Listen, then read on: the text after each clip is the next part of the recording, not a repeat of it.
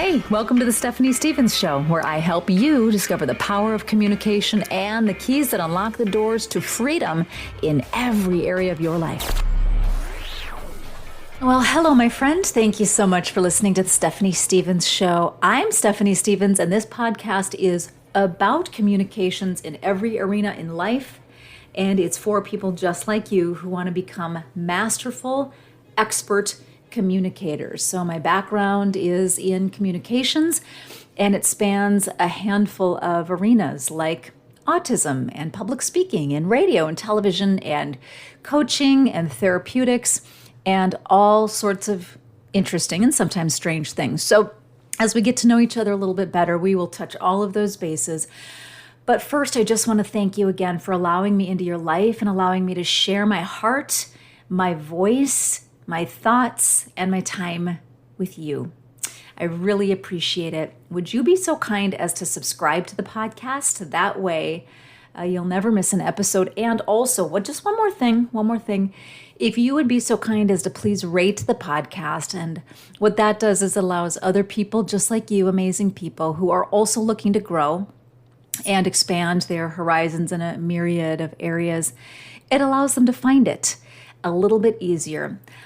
Somebody messaged me today, and so this is just, we've been doing this for a couple of days now together, launching into this podcast space, and somebody said, hey, congratulations, you've gotten 138 or something like that downloads, and you've got people listening in Belgium. So I thought that was really cool. So if you are in Belgium, God bless you, my friend. Thank you. It's wonderful to be connected to you. So the title of this podcast is Autism Moms Make Me Cry. Let me explain. I have a son with autism, and his name is Benjamin. And even as I begin to say his name, I can feel myself getting emotional because I know where I'm going with this. You don't quite yet, but I do. So when my baby boy, I called him Gentle Ben. When my Gentle Ben was a baby, he seemed to be developing neurotypically. And he was looking at me and cooing and smiling, and even up to 8 months, 10 months, a year, he would sort of mimic words and sounds, and he would say dada. And one of the things he would say is ice cream, but he would say it like this. He would say, Aikim, okay? That's how babies say ice cream, at least in English. So he would say things like that. He would make eye contact, and I called him, my nickname for my baby bear was Gentle Ben, because he was so sweet. He was such a good baby. He had this big, beautiful head of very dark hair, big, thick head of gorgeous hair, and these beautiful eyes, and he was just a beautiful, gentle baby. And as he began to grow and develop, I started to see some things that were unexpected. Now, I had an older son. My older son was, 15 months older, and he was developing neurotypically. So I knew what that looked like. Plus, I was the mom who read literally like all the books, what to expect when you're expecting, and a whole bunch of other kind of more unconventional types of books, because let me tell you, I was going to do everything the natural way. Ooh, yes, that's right. I was going to do au de naturel. No epidural, no medication, just breathe, squeeze the, stress balls and all those kinds of things. Okay. I'm not sure who comes up with those formulas. Now, since then, I have learned a great deal about things like deep breathing and even things like hypnotherapy in terms of being able to put oneself into a state of focused awareness. But back then, I was 25 and it wasn't happening. So it was an extraordinary experience for me, becoming a mother, the most joyous thing ever. But it wasn't easy. And I begged and pleaded for the epidural. It didn't happen because it was just too late. And by the way, there was also no anesthesiologist in the building at the time, which isn't a good thing for a hospital. So that being said, I I had my first son, and then Benjamin came along 15 months later. I think they call that Irish twins. Anyway, so we would, they'd be in a stroller together and people would say, "Oh, cute, are they twins?" And I would explain that they were 15 months apart. But as Ben began to continue to develop, between that marker of 15 months and 18 months, something started to happen. And he stopped making eye contact. It was like, if I had to describe it in a word picture, it was like he was backing away mentally. It was like he was fading. And I was confused and scared. And I started to talk to some people about it, and I'll never forget it. His well check at 12 months, or was it 15 months? Anyway, things had been okay.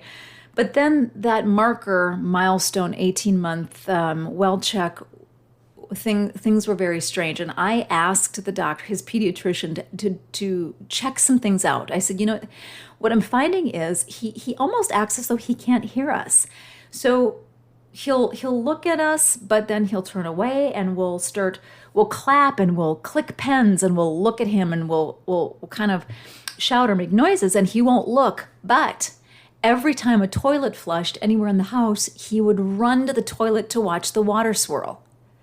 And that's what was so bizarre to me.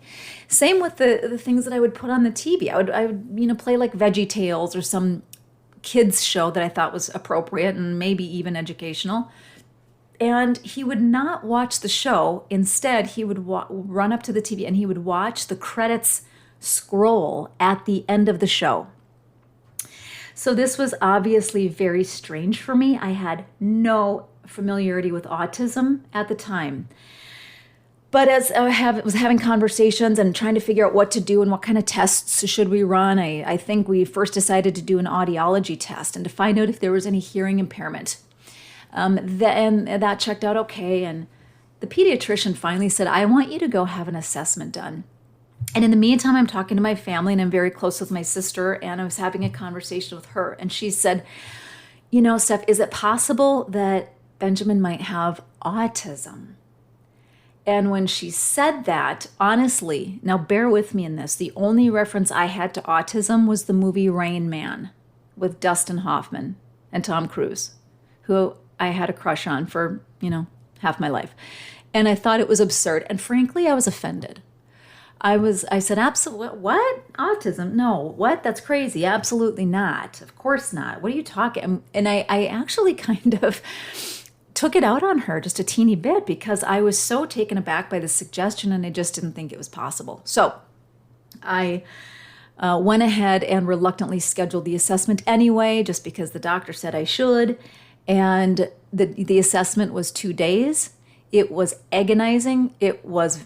I think it was agonizing for me. It was probably twice as agonizing for Ben at 2 years old at the time, in these strange offices with blocks on the floor and little apparatuses, and they were trying to get him to do various things and, trying to check out his spatial awareness and trying to get them to mimic him and putting little puzzle blocks in front of him to see what he would do. And they made all of these they had all these tests and made all of these assessments, and they were writing down notes every time they went, and it was so incredibly nerve-wracking. And then afterward, we had to wait a couple of days, and the results came back, and we were told that our gentle Ben had a diagnosis of autism. No, it was developmental disability. And at the time, they were doing this thing where they would they would tack on the not otherwise specified. So some type of neurological or cognitive delay or disorder, NOS, not otherwise specified. And I was shattered. I was absolutely shattered because I didn't know what to do. And I went into mom mode where you just search the internet relentlessly. You don't sleep day and night. I searched, I did research, I made phone calls, and I tried to figure out what this thing called autism was. And thank the good Lord, I had so much support from my family. And we all kind of dove in together. I happened to have a second cousin who was the head of a psychology department at a local university who had some familiarity and was actually training therapists in behavioral therapy for autism, for young children with autism. We were told back then that this was 1999. I was told that my son had a very short window of time by which he would learn, that the neuroplasticity would start to solidify by the age of 7. Now, all parents were told that then. So you can only begin to imagine how parents were scrambling to get the therapeutics underway, and it's like the clock is ticking. Every second that goes by, you're panicked, and I don't have a therapist that's trained, and I don't have a team yet, and we need a protocol. We need a plan. We need programs for speech. We need programs for compliance. We need all of these things. And in the meantime, at the time there was no way to pay for it. I mean, we were paying for our therapies out of our pocket and then putting groceries on credit cards. That's what launched me into, shortly thereafter, legislating for what was called IEBT, which was early intervention behavioral therapies. And we did that at the legislative level. Several of us, parents, moms, dads, advocates, we worked with a legislator at the time. That's a whole nother show. That's another sidetrack. The point is, I worked hard to try to find help for my son, put a team together in home, learned how to do the therapies myself, trained everybody who would listen, and really went to town in trying to heal my son, heal him. I wanted to fix him. I wanted him to be able to have the life that I believed he should have. Now, this show is dedicated to autism moms and dads because we go through this series of things. And it doesn't matter if it's autism or a related condition or something similar.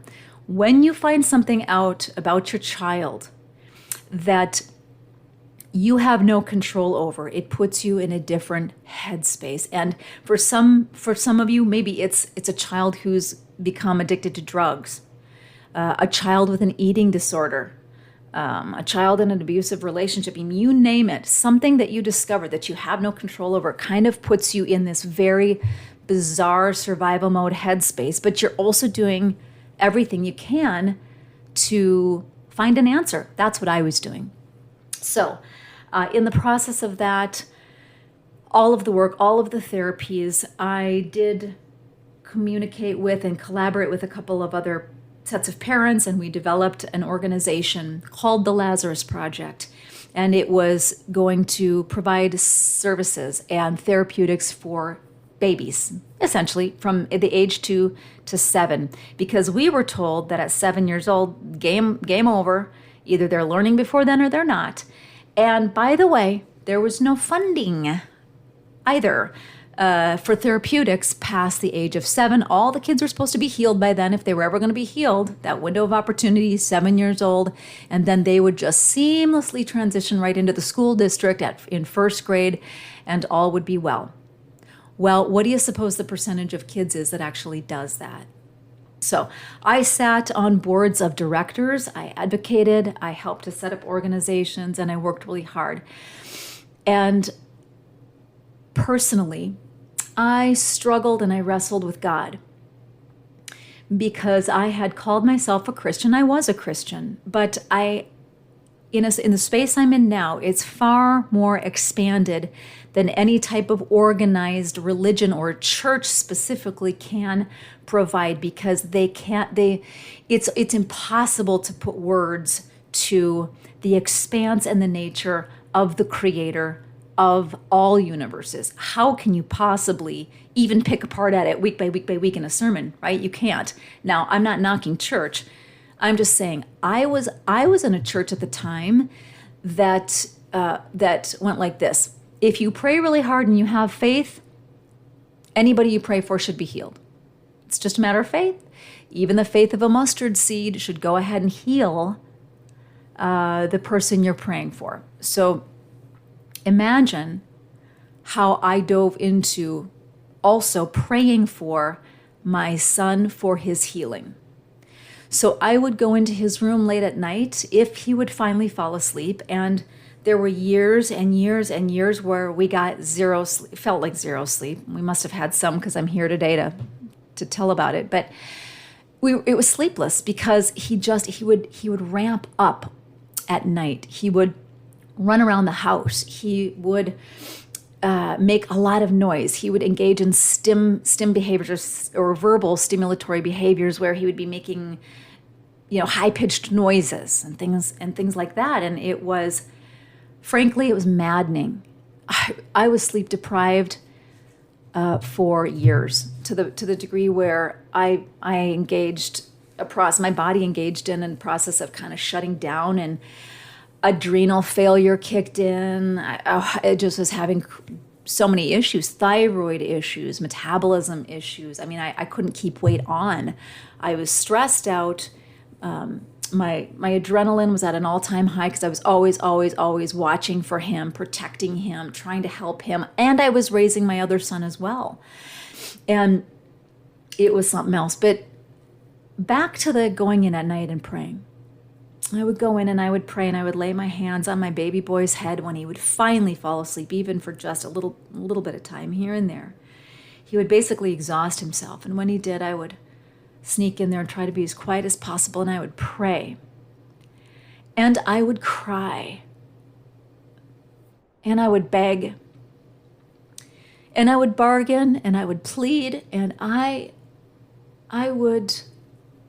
do anything. I would sing, I would worship, I would praise. Oh yeah, you're supposed to worship and praise. Bring all of your requests before God with praise, and prayer and supplication. And I did all of it for years. And you can imagine what that did to my relationship with God. When night after night, week after week, month after month, and year after year, my baby boy was not healing. And I wondered if it was me. Was it a me problem? Was it a God problem? Was it a faith problem? What was it? And I wrestled and struggled. So, what was happening simultaneously, though, is that I was also engaging these other organizations and efforts, and I was setting up the Lazarus Project, and we were doing therapy not just for my son, but for many, many children. And I was advocating, and our group was able to pass legislation that allowed for a greater expanse of therapeutics for a longer period of time. And actually, there were efforts at the same time that were allowing for healthcare providers, health insurance, to actually cover some of the cost as well. So those efforts were fruitful, and it was productive. And yet I wanted my baby boy to be healed because I wanted him to have the life, again, that I thought he was supposed to have on this planet. And the years went by, and I started to resign myself to the fact that maybe this is just the way it was going to be. And maybe I had nothing to do with it. Maybe I did. I also wrestled with tremendous guilt. I looked back at his early care. I looked back at the couple of vaccines I allowed the nurses to give him after arguing with the nurses. Arguing. I will never forget the nurse's name. I argued with her as a 20-something-year-old kid because my spirit, my gut, my instinct told me that a little baby should not have to be subjected to a hepatitis B shot, at the ripe old age of, 4 and 6 months old. I thought that was absurd. Obviously, he wasn't going to be at risk for IV drug use. No sexually transmitted diseases, and I was not a carrier. So it made no sense, and it really bothered me. And yet I was told by the nurse, I was told by the pediatrician, he would never be able to go to school, and he would never be able to go to Sunday school or any kind of group activity because it was a requirement to have these vaccines if he was ever going to engage any of those activities. So again, my thoughts on that are for another show. But I've done a lot of research and talked to a lot of experts over the years, and we do have problems, my friends. We have problems with the schedules by which these things are happening, and I think more and more evidence of that is coming out now. But in the meantime, I was going to do everything I possibly could to make sure I was creating some type of change in this arena of autism. So all of these years later, after Benjamin went through his therapeutics and went to an autism school that was absolutely amazing, I started to watch things come full circle. He became an adult And at 21 years old, everything in terms of therapeutics ends. And they simply say to these kids and these families, thank you very much. We appreciate the federal dollars you brought our school, and you're on your own. Because the governments and the waivers and those types of funding sources dry up when a child turns 21 years old. They're considered an adult and they move into adult services if you can find any. So me and my business partner knew, both being moms of kids on the spectrum, we had to do something. I left my career in radio and I dove headfirst into creating an organization that would provide the services. Now that's the business side. Back to the personal side. It's not until this last couple of years where it actually dawned on me that in the bigger scope of things, it's possible that there's a lot I don't know and a lot I don't see, and many dimensions and many ideas of what's actually happening here on this earth and why things are happening the way they are. And if Benjamin was here for such a time as this on this planet as an earth angel to help me and others inspire, help, and support for even one other young man or woman, he'd do it. He'd agree to it. He would agree to come here in this way, just if it meant helping one other person. I know him. He's the sweetest soul on the planet. So what if? I just asked myself, what if? What if he and his incredible creator had some dialogue before he came here about what his intention would be in this planet for such a time as this? And what if I just happened to be blessed enough to be the one that was going to facilitate some of that and support some of that? What an honor. What a privilege. Now, it doesn't make the day-to-day simple or easy. And we need to acknowledge that. And I want to support you if you are an autism mom or dad. It's not easy, and it's okay to be honest about it. It is okay to love your child with every fiber of your being. And you're probably like me, and I've said many times, if I could go back in time, I would. If there was one thing I could change to change the trajectory of all of this, I'd do it. I'd do it in a heartbeat. In fact, I've said that about all my kids when it comes to various situations. But we cannot live with regret. We have to be solution-oriented, and we have to lend our voice to what we can do that will move the needle, that will make a change. And so I do believe now, I believe with all my heart, that Benjamin is here because he's willing. And he is teaching all of us many, many lessons over the course of time. He is teaching patience, perseverance, acceptance. He is teaching what it means to find joy in the simplest of things. My son finds joy in rolling the window down and sticking his head out the window. You should see his face, the biggest smile from ear to ear, just to have the wind blowing on his face. How incredible is that? I mean, I think what a lesson in moving into and pressing into enjoying the little things and embracing them and living in those moments for what they are. What if we fully embrace the moment with the window down and our face sticking out the window and became childlike again and enjoyed that? What would that do for our soul? What would that do for our emotions? What would that do for our bodies? I think we have a lot to learn by this incredible population. But I want to affirm you and support you, my friend. It's not easy. And it's okay to talk about it not being easy. It's okay to vent about it. It's okay to process. It's hard. It can be exhausting. It will try your patience 6 ways until Sunday. Guaranteed. It will fray your nerves from time to time. You will need breaks. You will need a space from time to time so that you can refresh and then move back into a place of support and service. And I want to applaud you and support you in it. Now, the reason I titled this podcast, Autism Moms Make Me Cry, and dads too, because I have the opportunity now in what I do to communicate with other parents all week long. I mean, I do intakes for new participants in our program, and here's one of the things that moves me. every time I talk to a parent and I say, tell me what's important to your son or daughter, right? Tell me what's important to, as though you're answering for them. You are their voice right now.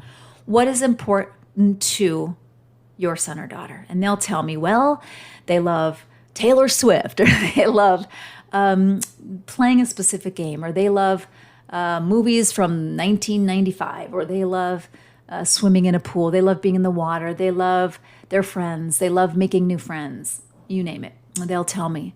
Then when I say, and mom or dad, what is important from your perspective for?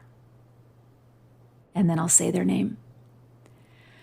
And everything shifts. And I watch. And I watch their face. And I watch their eyes drop. And I watch them look around the room. And I watch their countenance change and their body language changes and goes a little bit limp. And I watch and I hear them say, I just want him to be happy. I just want him to be happy. I want him to feel productive. I want him to contribute.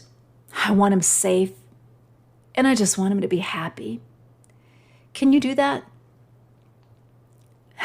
So, I honor you in your role as a support mechanism. I honor you.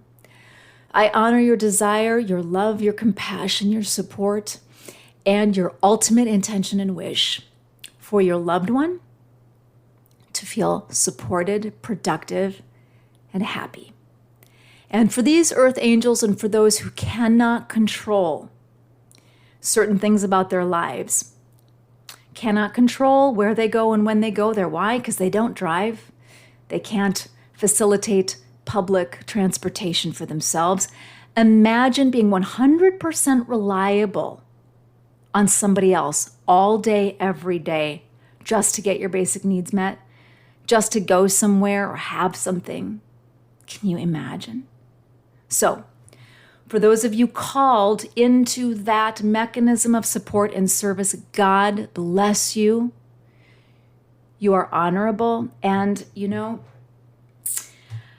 I just wonder the conversations we will have in different dimensions, in different times, when we see the full breadth and depth of our mission here and what it meant throughout the course of time and eternity and across all dimensions, the ones we don't see and the ones that we see, that ripple effect. I can't wait to stand side by side with you, shoulder to shoulder, and maybe we'll give each other a hug and maybe we'll link arms and we'll say, wow, we're not an island. We did this with the support of each other. We did this with the encouragement of each other. And we did it because we were called to. And it was a magnificent job. So today, again, I honor you. Don't forget to take that breath. Don't forget to take a deep breath now and again and just pause for a minute. When it gets a little bit frustrating, let your nervous system recalibrate. Maybe find a space of appreciation for the fact that you were called because you were trusted. You were trusted with this job for such a time as this. In this short lifetime, in the span of eternity, you were selected as somebody incredibly responsible and honorable. Somebody who was worthy of supporting somebody who needed that level of support. It's pretty incredible. Thank you so much. Thank you for letting me share my heart with you. Thank you for listening, and I honor you today. Thanks again for listening to this podcast, and I can't wait to connect with you again next time. Thanks so much for listening to The Stephanie Stevens Show. Please remember to subscribe so we can stay connected and you never miss an episode of the podcast. Oh, and if you haven't left a rating yet, please be sure to do so. It helps incredible people like you find the podcast. We'll see you on the next episode.